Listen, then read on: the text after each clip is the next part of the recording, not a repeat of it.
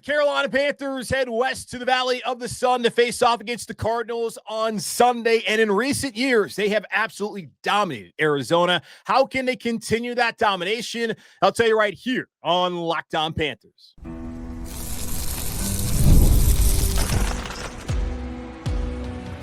You are Locked On Panthers, your daily Carolina Panthers podcast. Part of the Locked On Podcast Network, your team every day. Welcome into another edition of the Locked On Panthers podcast, the part of the Locked On Podcast Network.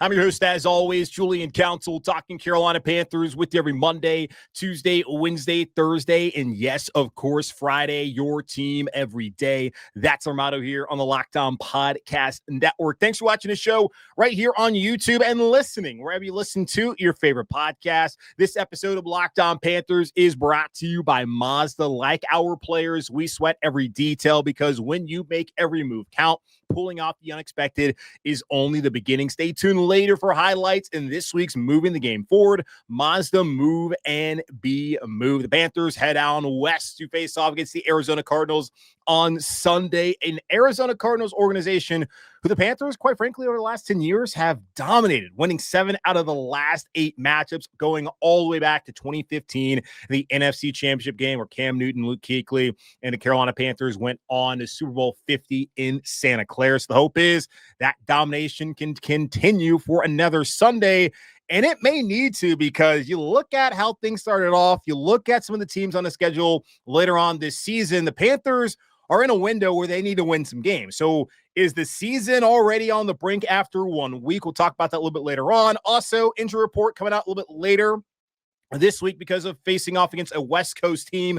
But everything we're looking at to see is Ikem Ekwonu going to play this Sunday after missing last week as he recovers from appendectomy? So give you the overall injury report and some thoughts there a little bit later on. But as we do every single Friday throughout the regular season, I give you my 3 keys victory for your Carolina Panthers. Let's go ahead and get that started with key number 1. And this is going to be a key each and every single week of the season until this trend and this stat has ended. What trend, what stat is that? Well, it's stopping the run. Something Carolina has not done in their last 7 games, where each and every one of their opponents has rushed for at least 200 yards rushing, including Jacksonville last week in week 1 down in Duval.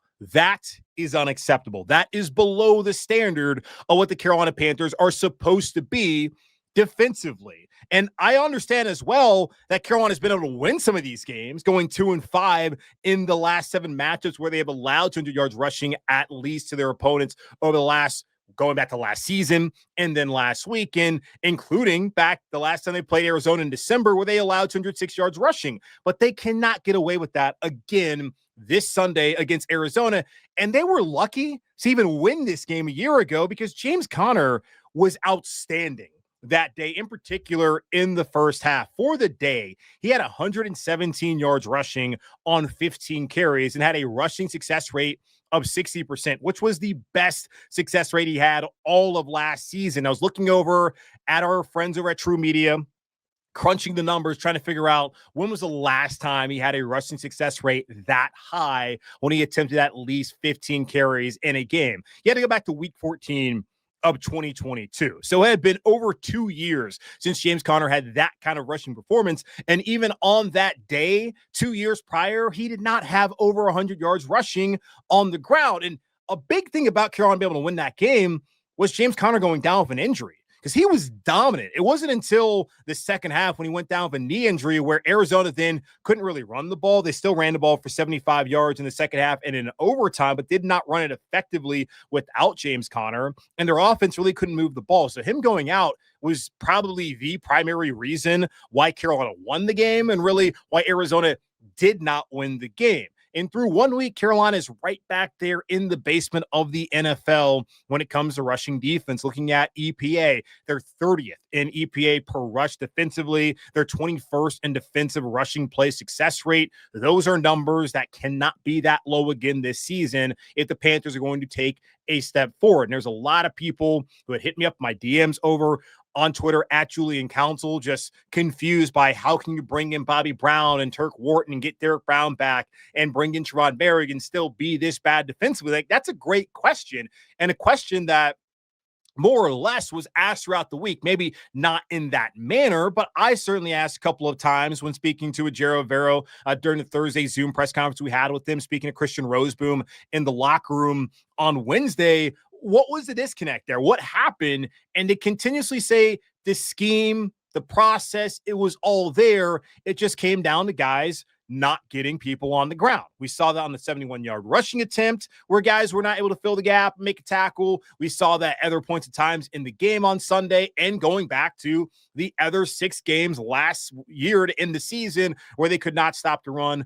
They're sometimes in position, and when they are, they're not getting guys down. That has to change. Dave Canales said it. Christian Roseboom said it. Ejiro Evero said it. That has to change if Carolina's going to win this game on Sunday. Or James Conner or somebody important from Arizona is going to have to go down in order for Carolina to regain an advantage like what happened last December when they faced off. Key number 2, the return of second half of the season Bryce Young has to happen on Sunday. Last week versus Jacksonville was a classic now.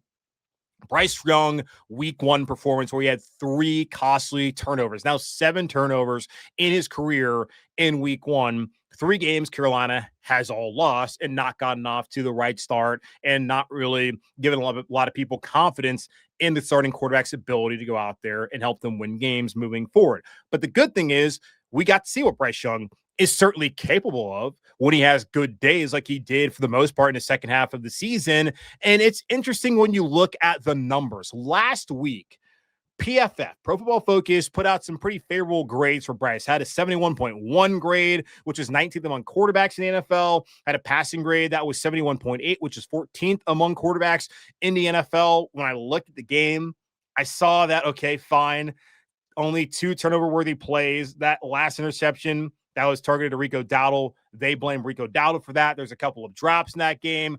All right, there were opportunities there to be made for Bryce to have a better statistical day and for Carolina to have more success offensively. It was not just all on Bryce, but those numbers that PFF put out there weren't overwhelmingly good and far more positive than what I think you and I and everybody saw from that game on Sunday afternoon, which led a lot of people to sit there and criticize PFF. Now, I will caution you, maybe don't go out there and screenshot what the grades are before they've graded every single game this upcoming week, because that's what people were doing. People were like, how is Bryce Young a top 10 quarterback this past week? Well, if you go look at it on Sunday evening before they've graded all the games from Sunday afternoon, then yeah, by default, he's going to be there because there's still games to be played. Don't do that this week. And maybe find other places to find stats that make a little bit more sense. And thankfully, we have a partnership now with True Media, and they have far better stats than what PFF does grading-wise. And I appreciate PFF. We use it on the show,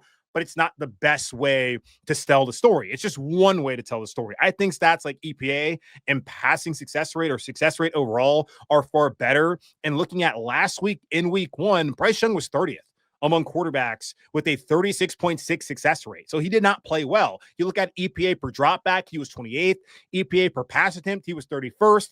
He did not have a great game, but he has to get back to what we saw in the second half of last season. And speaking of PFF, let's go back to the numbers that I brought out there plenty of times this offseason when looking at Bryce's turnaround, his renaissance in the second half of the season from week 9 versus New Orleans through week 18. Against Atlanta, Bryce had the 5th best passing grade and the 6th best overall grade of all quarterbacks, according to PFF, only behind Josh Allen, Lamar Jackson, Joe Burrow, Justin Herbert, and Baker Mayfield. Now, did anyone really believe Bryce Young was up to those guys' standards in the second half of the season? Maybe some of you, but I don't really feel like that was the case, even though that's very encouraging to hear those numbers. Looking deeper into the numbers that I now have access to with True Media, Bryce is only 26th in success rate among 37 quarterbacks with at least 100 plus passing attempts during that stretch. His EPA per dropback, though, and EPA per pass attempt were encouraging. 14th for dropback and 13th per pass attempt. That is far more what you would expect out of Bryce Young. We're hoping to get out of Bryce Young this year to be slightly above NFL average as a quarterback. And when that's including really 37 guys in a final 9 weeks of the season, you're more than average. You're well above what average is. So can he get back to being right there, 13th, 14th, when looking at EPA per drop back and EPA per pass attempt this upcoming Sunday against Arizona, and then continue that moving forward? And if you juxtapose those EPA numbers from week 9 to 18 to weeks 1 and 2 of last year, where he was 32nd out of 33 quarterbacks in EPA per drop back, pass attempt, and success rate, he was so much better. So we saw he was much better. Was he a top 10 guy? No. But looking at EPA, he was top 13, top 14. Can he start getting back to that on Sunday afternoon? Because if he can, that will help Carolina certainly win that game. And lastly, they got to get pressure on the quarterback, y'all. The Panthers had the lowest pressure percentage in week 1 at 12.1%, according to True Media, using PFF's pressure rate. They only had 4 pressures versus Jacksonville. The Panthers, by the way, they blitzed 9 times last week and did not get a single pressure on any of those blitzes. You have to go all the way back to week 7 of the 2022 season to find a team that blitzed at least 9 times and did not record a single pressure. The Pittsburgh Steelers did that against the Miami Dolphins in a 10-16 loss back in week 7 of 2022. Not the kind of history you're trying to make. Now, DJ Wonnum and Ashawn Robinson were the only players to record a pressure a week ago. There's been a lot of talk this week about defensively getting some young guys like Lathan Ransom in the secondary, Prince Umanmiele and Nick Scorton at edge rusher, more opportunities this coming week. Now, it feels like it's going to happen. Now, Scorton played more than Umanmiele did last weekend as he played 18 snaps on Sunday, 7 of which were pass rush snaps, and he had 0 pressures on those. Umanmiele played on 8 snaps, 7 of those also being pass rushing snaps. So it looks like situationally, they want Princely to come in and be a pass rusher, where when you look at Nick Scorton, they want him to have ability to stop the run, rush the passer, be more of an overall all-around kind of guy off the edge. But I'm thinking that those 2 guys, especially Pat Jones II, dealing with an ankle that's had him limited all week, will have more of an opportunity. In particular, Scorton will have more of an opportunity on Sunday against Arizona. So if you want to win this game, you got to pressure the quarterback. You got to get the same Bryce you had in the second half of the last season. And for the love of God, you got to stop the run. Those are my 3 keys victory on Sunday against Arizona for the Carolina Panthers. Ikem Ekwonu hoping to make his season debut on Sunday. Will he? We'll talk about that here in just a moment on Locked on Panthers. It's almost the weekend. Time to look back and crown this week's MVP on Who Delivered, powered by DoorDash. Just like you can win every Saturday with DoorDash Streaks, saving more every time you order. These players delivered when it mattered most. Let's break it down. For the Panthers, Chuba Hubbard delivered in a big way. Chuba was the Panthers' bright spot on offense, totaling 89 yards and the team's lone touchdown versus Jacksonville. When the pressure was on, Chuba came through, no hesitation, no delay. And if you've been watching week after week, this performance wasn't a fluke. Chuba is on a streak. And just like Chuba Hubbard delivered for the Panthers, DoorDash delivers your Saturdays with DoorDash Streaks. You save every Saturday you order. Stack it up all season, and you could save up to $250, including $100 in DoorDash credits. Order this Saturday. Keep the streak alive. Fuel your game day only with DoorDash. Terms apply. Promo period through November 18th. The NFL season is here, and FanDuel is making sure you're ready for kickoff with a can't-miss offer. Right now, new customers can bet just $5, and if your bet wins, you'll get $300 in bonus bets to use across the app. I love using FanDuel because it fits however you like to bet. Player props, building a same-game parlay, or even jumping in live as the action unfolds. It makes every game more exciting, whether you're watching your team or just keeping an eye on your fantasy lineup. It's quick, easy, and the best way to add a little more energy to Sundays. So are you ready to play? Download the FanDuel app now by visiting FanDuel.com to get started. That's FanDuel.com to place your first $5 bet.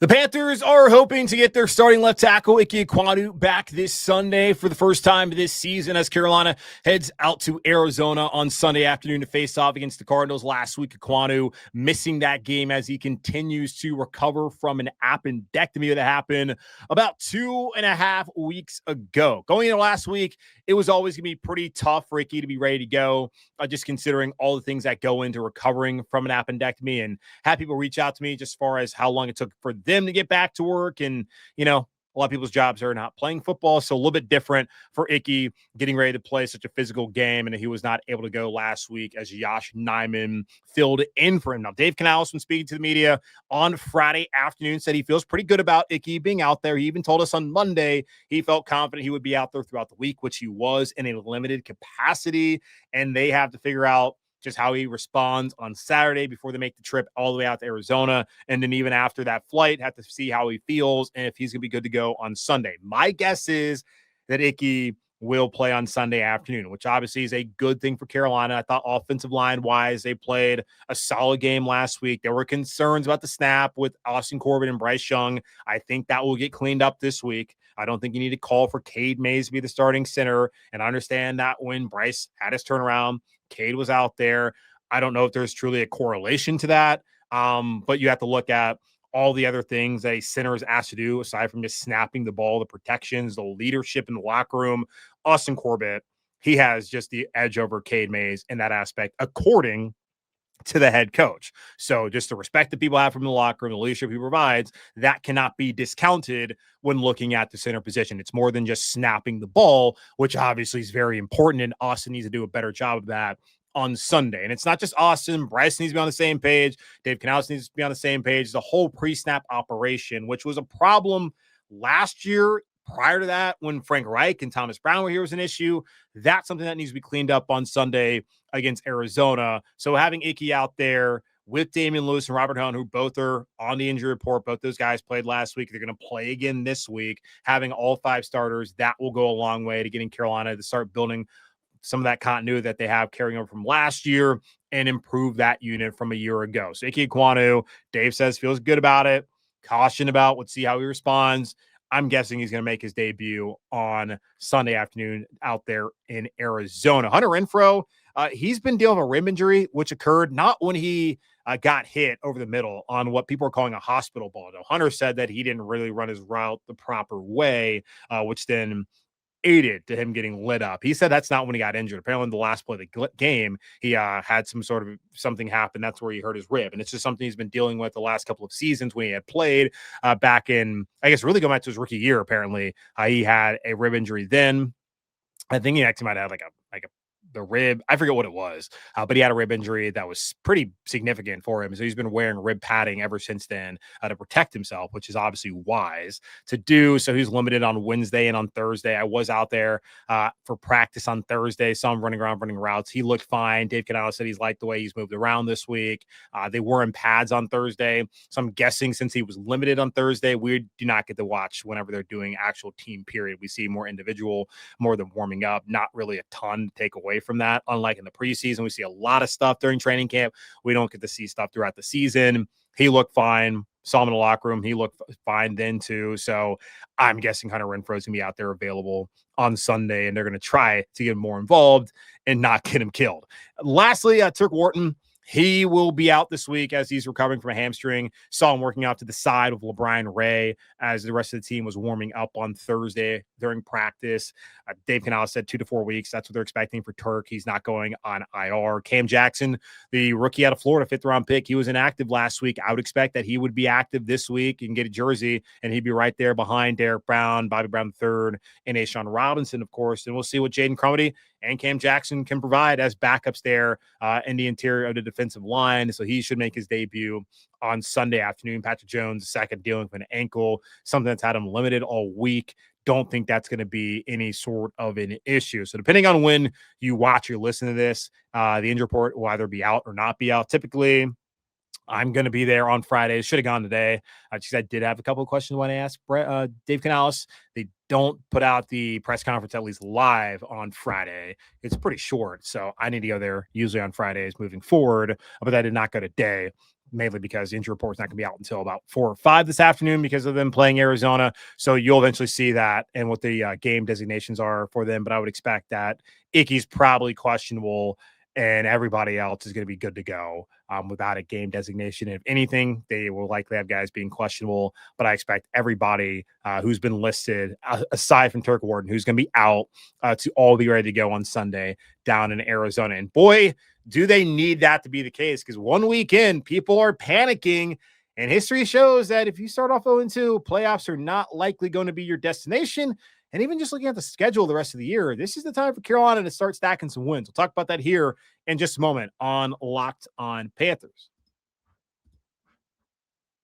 This episode is brought to you by Mazda's Moving the Game Forward. For those who believe it's not just about playing the game, it's about redefining it. There are moments that do more than put points on the board. They move crowds, move culture, and keep moving the game forward. This week's moment that moved the game forward is Ryan Fitzgerald making his first career NFL field goal attempt from 48 yards. While Dave Canales was lukewarm on Fitzgerald's status with the team after he won the job over Matthew Wright, Panthers general manager the next day, Dan Morgan, said they were prepared to live with the ups and the downs of having a rookie kicker in the NFL. And following his perfect start, Fitzgerald is moving forward into week 2 as the Panthers' surefire starting kicker, and quite possibly down the road as the franchise kicker here in Carolina. When you follow what moves you, the unexpected is only the beginning. And just like there's more to every highlight, there's more to a Mazda vehicle. Mazda, move and be moved. 1 week into the season, and people are already concerned about the 2025 Carolina Panthers, and honestly, rightfully so. You can say it's just week 1, and certainly it is just week 1. There's still 16 more games to play, including this Sunday's matchup against Arizona, and win or lose or draw, there will still be 15 more games remaining in the regular season for the Panthers to try to go out there, win more games, and achieve all the goals that they have set out and all the goals that, of course, you have for the Panthers this season. But the problem with the way they played last Sunday in Jacksonville is that you saw a lot of the same issues you saw a year ago. Bryce Young reverting back to the way he's played at the beginning of the season and for the better part of his rookie year. The defense still not being able to stop the runs, some just issues with the snap and all of that. You didn't want to see it. And it happened. And the hope is that they'll take a leap from week 1 to week 2. It's always the talk in football that you make the biggest jump from week 1 to week 2. And you saw last year that was not the case for Bryce or for the defense. And the hope is that this season you'll see that jump. You needed to see that jump from week 2 to week 3 when they lost and bench Bryce. They made that big leap in week 3, but that did not continue really until the end of the season when Bryce came back and things really started to roll in the second half of the season where Carolina went 4-5. But the season for a lot of y'all already feels like it's on the brink. I think that's a little bit of an overreaction. But then I go back to Mike Sando of The Athletic. He was polling some executives prior to the season beginning, and they were all out there basically just ranking where they had teams in the NFL breaking out from AFC to NFC, and a lot of them had Carolina like 15th and 14th. I think the highest was like 11th. They were not high on this Panthers team. And I thought, well, I get it because I'm someone who said that they got to show me first. And certainly if I'm somebody who covers the team, talks about them on a daily basis and need to see it, I'm guessing people on the outside who don't cover the team, don't watch them on a daily basis, also really, really need to see it. But then you see what happened on Sunday. It's like, damn, maybe the outsiders are right. But then again, it's only one game with a lot of the same problems, but one game. Now, the stat I brought up a couple times is brought up every single year after week 1 since the NFL playoffs expanded to 14 teams in 2020. 41 franchises have started off the season 0-2. Only 5 of those 41 teams, that's 12.2%. Cincinnati in 2022. Houston in 2023, Los Angeles, Denver, and Baltimore last year have made the postseason. Just 5 of the 32 teams finished the season with a winning. I didn't even. Never mind, because I didn't update the stat from the 32. I don't know how many finished with a winning record, but that's the stat. So 5 out of 41 have made the playoffs, including 3 last year. And I brought this up. I don't see Joe Burrow. I don't see Lamar Jackson, John Harbaugh, all of that. Carolina's going to have to really put it together and make a team effort if they go down 0-2 again. Like, they can do it potentially, but they're better off winning this game. Now, here's the thing. The Panthers are in a stretch of what appear to me, and I'm sure to you and a lot of people on the outside, to be winnable games. Arizona this weekend, certainly they can win that game. They have owned the Cardinals of late. Does that have anything to do with Sunday's game? Not necessarily, but this is a team they can absolutely beat. Atlanta at home next week, they can beat the Falcons. The Falcons aren't some insurmountable team. New England, Patriots are still rebuilding. They didn't look great against the Raiders on Sunday. That can be a winnable game on the road. Miami looked awful. I don't know if they're going to continue to look awful, but their defense stinks, I think. So, yeah, you can win that game. Dallas I don't necessarily believe that Carolina right now is beating the Cowboys, but they don't have Micah Parsons anymore, and they couldn't block him or Osa Odigizua, who's still there on the team. And we'll see how that will play out the season, but that's a game I look at as winnable. And then the Jets game, another winnable game. Like the games right now I look at where I'm just like, yeah, Carolina's not going to win those games is the home game. Well, it'll be a road game really against Buffalo at the Packers. They look like a wagon right now. At San Francisco, I'm saying just because I feel like Shanahan's going to be able to do whatever he wants. And I know Brock Purdy's injured right now, long time until they face off against the 49ers. And there's some concerns because overall just about what the 49ers are going to be this season as far as like title contention, all that. But to me, that's going to be one where I don't really lean Carolina at this moment in time. The Rams game at home, think the Rams are going to be really good this season, and then at Tampa Bay. So those are 5 games I have. Maybe it's only 4, but 5 games I have down. So if you lose on Sunday, start off 0-2, and somehow win the other 10, best case scenario is 10-7. But how realistic is that truly when there are plenty of those winnable games? They're like, it's the NFL. Every score line for the most part, as far as the betting lines are like within a touchdown. So it's a bunch of toss-ups every single week. And do you have the things that can separate you? It's usually your head coach and your quarterback. And do Dave Canales or Bryce Young separate Carolina at this point in time? Hard to say that that's an emphatic yes. So they could eventually, but right now, not necessarily. So yeah, the season's not on the line. It's not on the brink. It's not anything like that. But you do not want to put yourself back in a hole. I do not want to deal with a miserable fan base again this season. So for the love of God, Carolina, get it together, be professionals, and go out there and compete in this game. And I expect them to be better than what they were last week. Hard to be worse, but I expect them to be better than they were and to be professionals, to step up and to go out there and execute in a manner they did not do last Sunday. Will that be enough to win the game? We will see. But I do expect much better from the Carolina Panthers on Sunday as they head out to Arizona. But that's going to wrap up this edition of the Locked On Panthers podcast, a part of the Locked On Podcast Network, hosted by yours truly, Julian Council. Again, y'all subscribe, follow the show free over on YouTube or wherever you listen to your favorite podcast. And be sure to follow me, Julian Council, over on Twitter and Blue Sky at Julian Council, where on Wednesdays throughout the season, I am here answering your weekly Wednesday mailbag questions at me or DM me to get those questions into me right now. In the meantime, be safe, be happy, be whole. As always, keep pounding. I'll be back with y'all on Sunday live here on YouTube, breaking down the Carolina Panthers game against the Arizona Cardinals. Talk to you then.